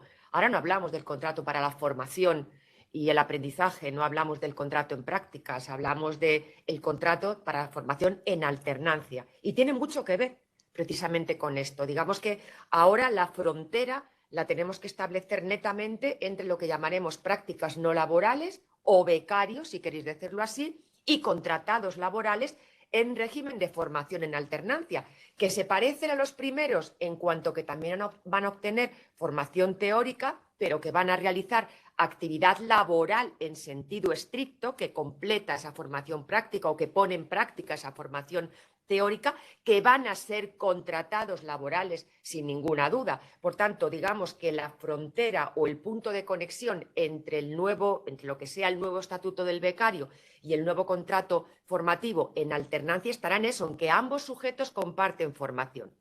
Pero el primero, el becario, no puede realizar actividad laboral, no puede ocupar un puesto de trabajo regular dentro de la empresa, aunque probablemente se parezcan muchos en las obligaciones y en la finalidad formativa que tienen esas dos figuras, mientras que el segundo, por supuesto, se puede comportar como un trabajador más de la empresa con el régimen más favorable que tiene en materia de remuneración, etcétera. Por tanto, mi primer mensaje a lanzar a las empresas es que decidamos bien lo que queremos dentro de la empresa. Si queremos a una persona a la que queremos seleccionar para un futuro, para una futura carrera profesional dentro de la organización, dentro de la compañía, si queremos ser partícipes de esa responsabilidad social que yo estimo que es la formación de los empleados, de los trabajadores, en ese además modelo que queremos de formación continua, si queremos participar en en la consecución de ese interés común, de ese interés general, que es la mejor formación de la clase trabajadora y la mejor adecuación de los puestos de trabajo a las competencias profesionales, a las cualificaciones de los trabajadores en formación, de los futuros trabajadores en sentido estricto, decidamos exactamente en qué modelo nos queremos situar, porque ambos tienen además ventajas para la empresa, como vamos inmediatamente a ver. Pero a uno lo podemos ocupar en tareas profesionales, será un contrato laboral con las reglas del contrato laboral, pero muy bonificado, muy apoyado desde el punto de vista de la seguridad social, desde el punto de vista de las bonificaciones por formación profesional, desde el punto de vista también de las condiciones retributivas que son más favorables, y otro será una persona ajena completamente a la empresa, no trabajador, pero a la que queremos formar para su mejor inserción con nosotros o fuera de nosotros en el mercado de trabajo, colaborando, como os digo, a ese bien general. Bueno, yo creo que el proyecto define bien las tareas, define bien la finalidad formativa dentro de todo lo que puede definir una norma que seguramente hace también toma una decisión oportuna cuando se remite en la mayoría de las circunstancias concretas al acuerdo de colaboración, al convenio de colaboración que firme la concreta empresa con el centro de formación de que se trate. Pero me parece que se asegura bastante la finalidad formativa, la adecuación de la formación a las tareas, digamos, que va a estar aprendiendo, no exactamente desempeñando, pero sí atendiendo en el ámbito de la empresa, y la coordinación, por tanto, perfecta semejanza o perfecta adecuación. Yo creo que esa es la palabra entre la formación que se tiene y que se puede seguir recibiendo en la empresa en el ámbito más práctico o que se puede completar también en el ámbito de la empresa. Me interesa mucho el título formativo. El título formativo se ha ampliado. Entra la formación profesional, entra la formación universitaria, los títulos universitarios de grado o de posgrado. No queda claro bueno, antes de ir a esto, queda también incluidas las actividades artísticas y deportivas que no estaban expresamente incluidas y sobre las que había, digamos, un vacío normal que las empresas venían en ocasiones rellenando pues a las bravas, pero que ahora mismo quedan perfectamente recogidas. Y lo que os digo, no queda, por ejemplo, claras dos cosas. Primero, ¿qué pasa con la formación no reglada? Porque se habla de formación universitaria, de formación profesional, de actividades artísticas y deportivas, pero no se dice si titulaciones oficiales. Si vamos después, porque además se me ha olvidado decir, pero hay dos borradores, uno del Ministerio de Trabajo y Economía Social y otro del Ministerio de Seguridad Social, de Inclusión, Seguridad Social y Migraciones.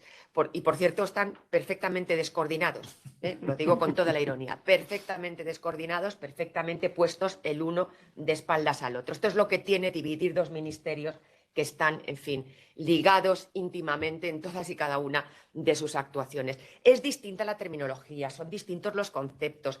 Están utilizando la norma de seguridad social, una normativa que deroga, citándola expresamente, una normativa que deroga el proyecto de la norma laboral, y a la inversa, la norma laboral derogando una normativa que contempla la de seguridad social. Bueno, verdaderamente de estas cosas que si nos ponemos a puristas en la técnica legislativa llaman incluso la atención aún en fase de proyecto, porque dicen, hombre, esto se habrá hablado antes. Bueno, pues una de esas contradicciones está en lo de la formación no reglada, porque, repito, el borrador del Ministerio no habla nada de formación no reglada. Y, en cambio, el borrador del Ministerio de Seguridad Social habla expresamente de formación no reglada. Pero de formación no reglada, ¿de qué estilo? Porque no se habla tampoco. Los centros que dan formación no reglada, que no dan, por tanto, títulos oficiales, creo que me entendéis, ¿verdad? Que no hace falta que entre mucho más en detalle en estos conceptos. Cualquier formación no reglada que no responda a un título oficial por cualquier centro formativo permite la utilización de este personal en formación, de estas personas en formación. Un instituto pequeño, una academia de idiomas o de corte y confección que da un diplomita al final, que no está registrada en ninguna consejería de la comunidad, ¿puede utilizar esta normativa para asumir tareas de formación? ¿O está verdaderamente defraudando? ¿Cómo se van a establecer aquí los controles? De manera que yo creo que debiera serse, si se me permite el palabra, debiéramos ser muy puristas, muy estrictos en la definición de los títulos que habilitan la llegada a la empresa de una persona que pueda considerarse como becario, como persona en formación a estos fines. Y otro elemento que desaparece, por cierto, a mí me parece fantástico, es lo de las prácticas curriculares y extracurriculares. Mirad, eso de lo curricular y lo extracurricular nos interesa mucho en las universidades, claro, sobre todo porque podemos cubrir las curriculares y no las extracurriculares. Ya esas se las buscan los propios estudiantes porque ya no llegamos a tanto. Pero eso no importa a las empresas, pero ha generado problemas, porque si yo, en uso de una eventual práctica curricular,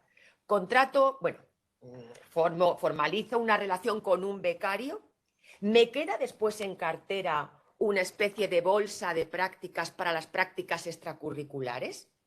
¿O ya las curriculares absorben las extracurriculares? Seguro que os ha pasado, seguro que a poco que muchos de vosotros hayáis tenido que utilizar o que pensar en personas que podían insertarse como becarios en las empresas, nos hemos encontrado con este tipo de curiosidades. Ojo, tú ya tienes aquí firmada una práctica curricular, no estoy segura de que ahora no esté incurriendo en un fraude de ley, porque a lo mejor tu finalidad formativa ya está completada, ya has completado en la práctica, en la vida de una empresa, lo que ya te han facilitado en un centro formativo, sea universitario o sea de cualquier otro tipo. Así que lo de los títulos seguramente requiere un repasito y es uno de los elementos que probablemente puede venir generando más dudas en la práctica cotidiana de las empresas que utilizan este tipo de personas en formación. Bueno, se deroga, os lo decía antes, se deroga el Real Decreto 592/2014, que es el que regula, seguro que lo sabéis muchos de vosotros, las prácticas externas en titulaciones universitarias. Eso en la norma laboral. no lo deroga, perdonadme, no lo deroga. Esto lo deroga o no lo cita la norma de la Seguridad Social. ¿Y cómo va a relacionarse con esta norma? Porque lo que aparece expresamente en la exposición derogatoria es el Real Decreto 1543/2011, es decir, el de las prácticas no laborales con el SEPE, esas que son remuneradas al 80% del IPREM, etc. Eso queda expresamente derogado, que por cierto es lo que dice la norma de seguridad social que sigue vigente. Y en cambio, lo que le tocaría a la normativa laboral, que es derogar la normativa que está regulando ahora mismo las prácticas de las entidades universitarias, de las universidades, las prácticas que van en los títulos de grado o posgrado de las universidades, no me refiero a los centros de formación profesional, de estas no dice nada. Bueno, yo creo que tendrá que ser derogada, porque lo que no tiene sentido es que la norma general disponga una normativa que luego se especialice en las universidades. Me parece que desde este punto de vista las universidades no tienen necesidades específicas que puedan ser justificadas de una norma más especial que esta general en su ámbito respecto de, por ejemplo, los centros de formación profesional que pueden ser de grado superior o de grado medio. De manera que yo creo que ahí también la conjunción, no sé si se está pensando en eso, si se está pensando en dejarla viva, pero desde luego si se quiere dejar viva la normativa de prácticas de universidad, a mí me parece sin duda inadecuada. Además, a mí, fijaos, me parece que esta norma es más adecuada incluso que la de prácticas en la universidad. Y os lo dice una persona que ha gestionado en la universidad muchas prácticas de estudiantes, donde la variedad, además, y en fin, las dudas que pueden generar las actuaciones de los propios estudiantes, en muchos casos de algunas empresas, es verdaderamente heterogénea, verdaderamente rica y a veces de verdadero escándalo. Yo creo que una norma ligera seguramente sirve más a la finalidad garantista tanto del centro formativo como de la propia empresa como del estudiante. Y lo que es razonable, que queden los detalles al convenio de colaboración entre la empresa y la entidad formativa. Me parece que eso daría la necesaria flexibilidad, la necesaria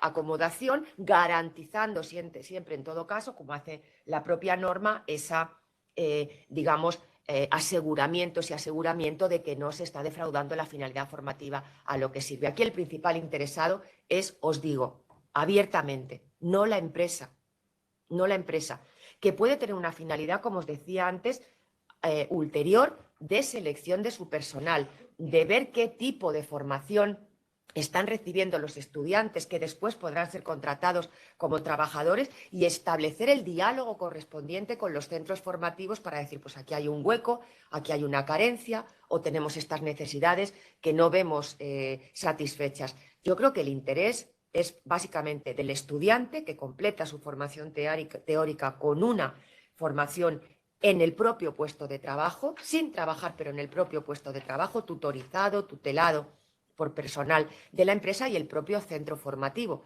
porque las universidades nos hemos comprometido a facilitar un número de créditos que deben cubrirse necesariamente con prácticas externas y tenemos que ser capaces de conseguir que nuestros estudiantes se inserten en esas empresas porque si no, no consiguen obtener el grado o el posgrado correspondiente.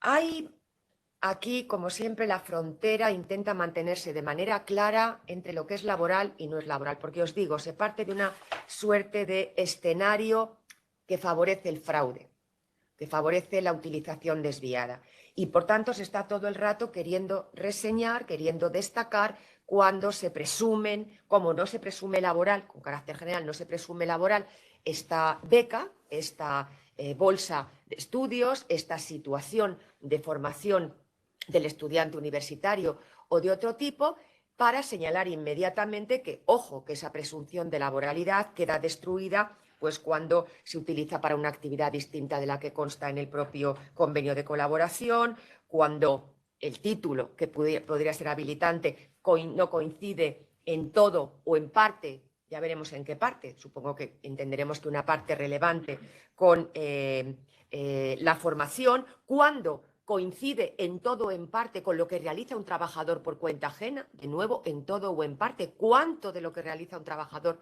por cuenta ajena puede ser realizado por un becario sin que entre el riesgo de la presunción de laboralidad. pues cuanto menos mejor. Pues cuanto menos mejor, pero claro, es verdad, aquí se produce una contradicción fáctica, si queréis, que es que a veces si no se realiza la propia actividad, que es laboral, entre comillas, la práctica también defrauda su finalidad formativa. Pero cuidado, es verdad que aquí tenemos que ser muy cautos, que nada pueda llevar a pensar, ni interna ni externamente, que estamos ante una contratación para utilizar al becario en tareas propias de los trabajadores que están contratados por la empresa.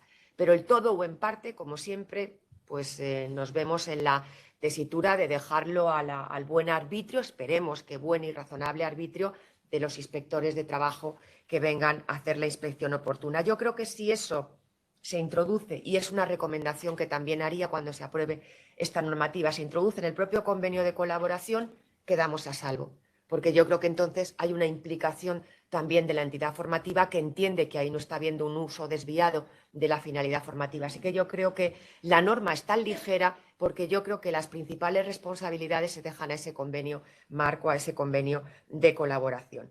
Yo lo digo y alguna vez lo hemos comentado, ¿verdad, Daniel? En los últimos días, las prácticas no pueden ser rentables para la empresa.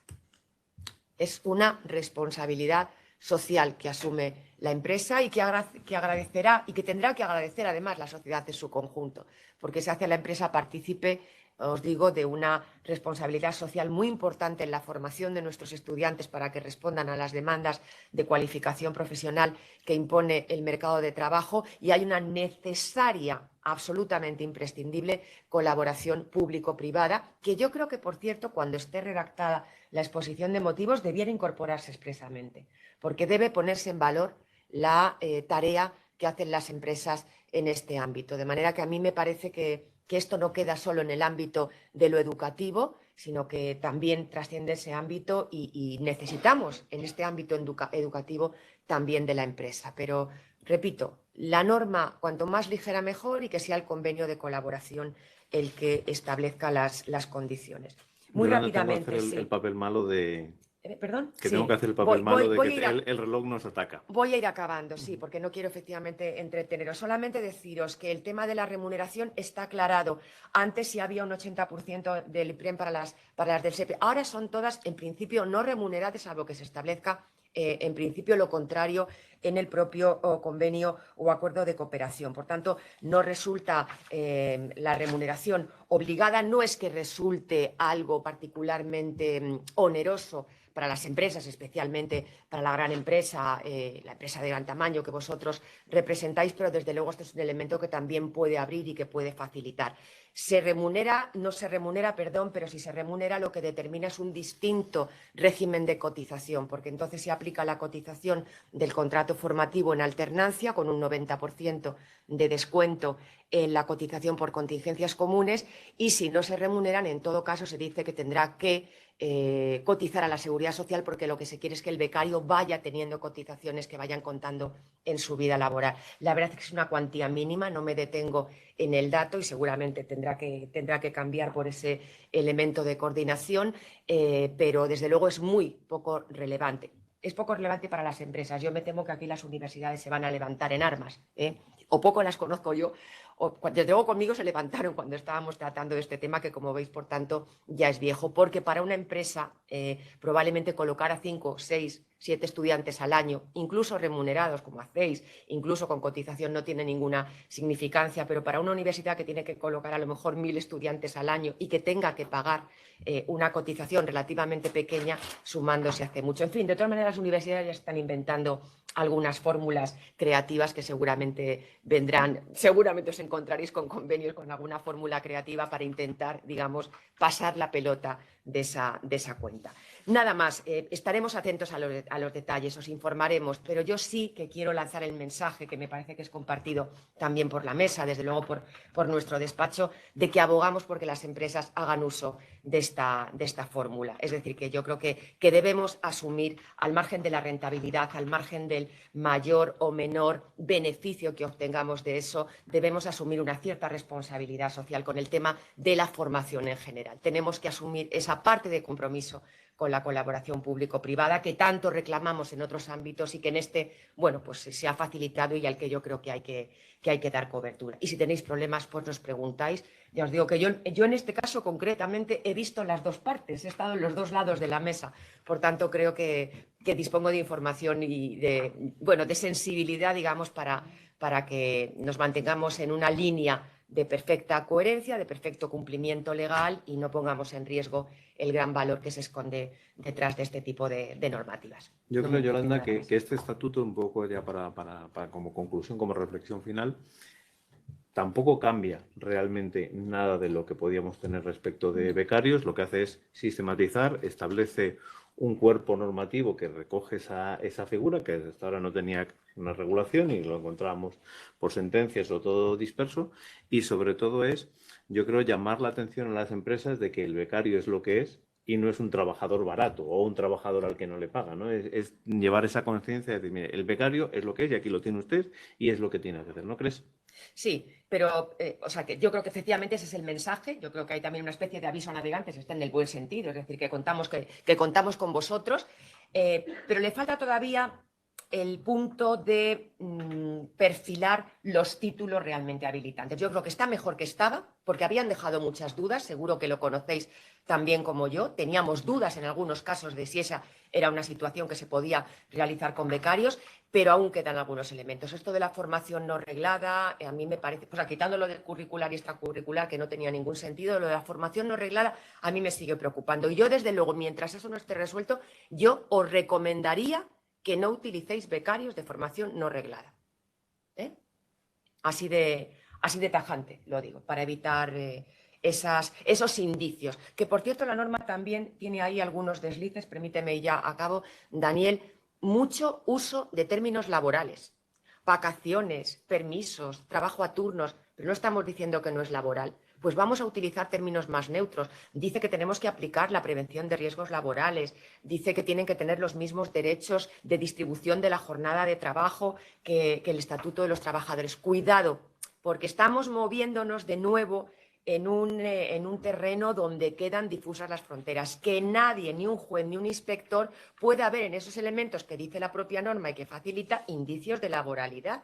De manera que yo creo que en esto también la norma debiera autocontenerse. Es fácil que todos entendamos que un becario no va a trabajar más de 40, que es lo que trabaja, más de 40 horas a la semana, que es lo que trabaja un trabajador, pero no hace falta decirlo de esta manera. O que el que cotiza va a ser el empresario, pero si aquí no hay empresario, no estamos diciendo que no hay contrato de trabajo. Esa suerte de precisión o no precisión terminológica también seguramente requiere una vuelta.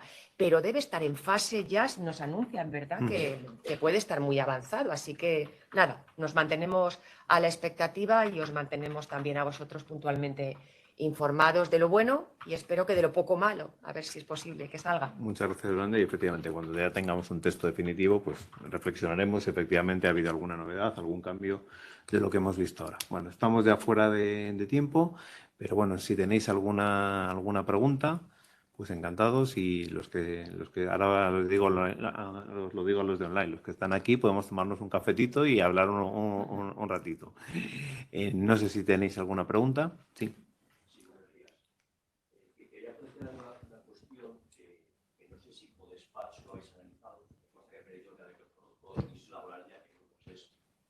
Que volvamos a reencontrar, gracias, que volvamos a reencontrarnos aquí ya en presencial, ¿no? Todo vuelve un poquito a la normalidad. Si habéis analizado o habéis reflexionado, lo habéis planteado, cómo está quedando la situación de los riders, que afecta a un sector importantísimo de la economía, bueno, en el caso hablo de economía española, de todo el sector restauración, ¿no? Es decir, ahí salió una ley que regulaba todo el tema de la situación laboral encubierta. Y luego, sin entrar, por supuesto, a ningún tema que es absolutamente confidencial, si habéis tratado de verlo, pero por lo menos si tenéis algunas directrices que podéis en grandes titulares decir, y si no las tenéis, lo sugiero como tema para el próximo Laboral al Día, porque a fin de cuentas, los que estamos en el sector restauración, estamos viendo que hay dos grandes líneas. Un sector adoptado por cumplir varias empresas religiosamente la ley, es decir, han cogido, han hecho laborales, los han contratado los riders y punto final.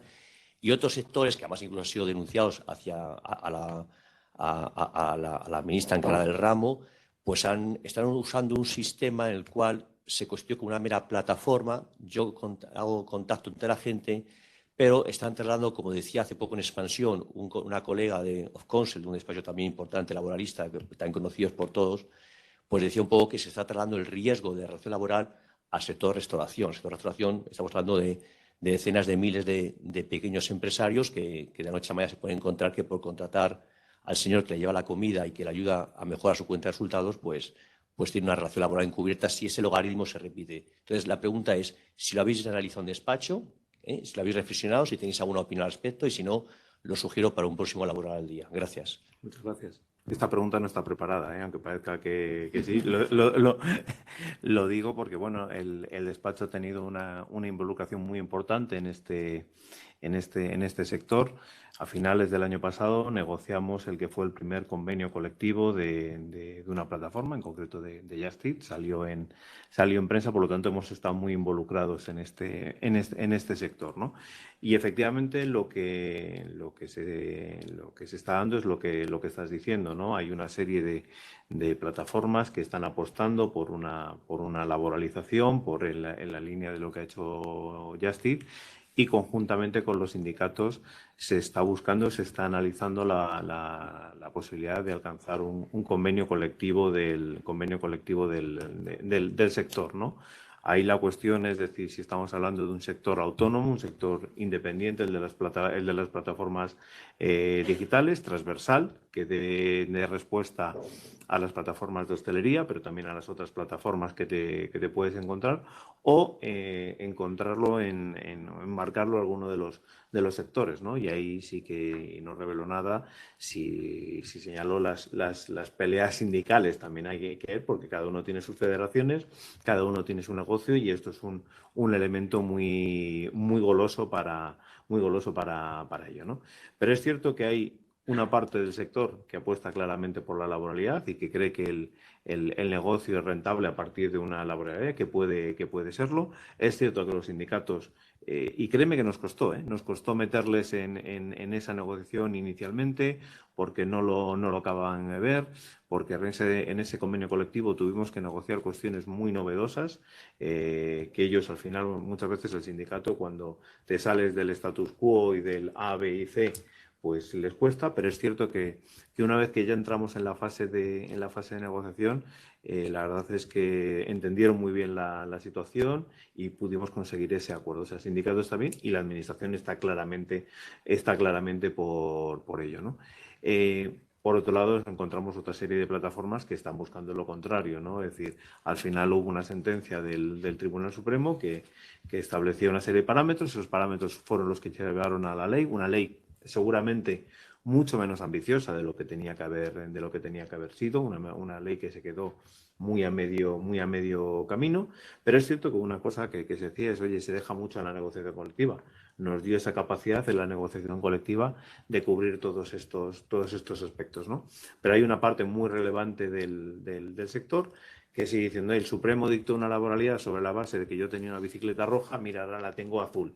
Ya no se dan las mismas circunstancias, y se está optando también por un modelo de subcontratación con una clara connotación de cesión ilegal, ¿no? Entonces, es cierto que existen esos dos mundos, que la resistencia de un sector es importante, pero yo creo que esto es algo que no tiene vuelta atrás, que se va a ir hacia la laboralización, y en cuanto se consiga un convenio del sector, que yo creo que se conseguirá, pues se va a regularizar. Y lo importante no va a ser exclusivamente para lo que ahora puede ser más de rider, de transporte vinculado a la hostelería, ¿no? Yo creo que lo que se busca es una regulación transversal que incluya a todas las plataformas y que intente dar respuesta a todas las situaciones, ¿no? Porque, bueno, no sé si el otro día visteis en prensa también ya plataformas de limpiadoras, de tema de limpieza, que dicen, oye, sí, a esto se les ha, ahora los riders sí que ya tienen su esto, pero ¿qué ocurre con el resto, ¿no? Y de cuidadoras. Todo esto. O sea, hay una clara voluntad sindical y de la parte de plataformas que ya han apostado por ello, de avanzar en esta laboralidad, y yo creo que acabará siendo donde el resultado final. Mira, yo, si me permites, yo creo que el tema es muy claro. legalmente muy claro. Bueno, legalmente muy claro. Lo que se deriva más de la sentencia del Tribunal Supremo, yo creo que de la propia ley. Es que la ley lo que hace es una presunción de laboralidad que para lo que hace nos la podíamos haber ahorrado perfectamente. Yo me vais a permitir, es que es puro marketing. Es puro marketing, es decir, no añade nada que ya no estuviera hecho. Y lo que hay que hacer no es una presunción de laboralidad de los riders, sino que lo que hay que hacer es una relación laboral de quienes trabajan en plataformas digitales, en cualquiera de sus distintas expresiones. Yo creo que es eso lo que está ahora mismo demandando nuestro mercado de trabajo, porque efectivamente si no se presta a maniobras de estas completamente abusivas, donde la plataforma desaparece, se queda solamente como la herramienta, como una herramienta de trabajo, pero que no decide nada, y le pasa la pelota, con una cesión ilegal intolerable, a la empresa que sirve de cliente. Es decir, que ahora la empresa es el supermercado que lleva a domicilio, es el restaurante que lleva el catering al domicilio y no la plataforma que ha servido para que el repartidor llegue hasta el cliente ese producto.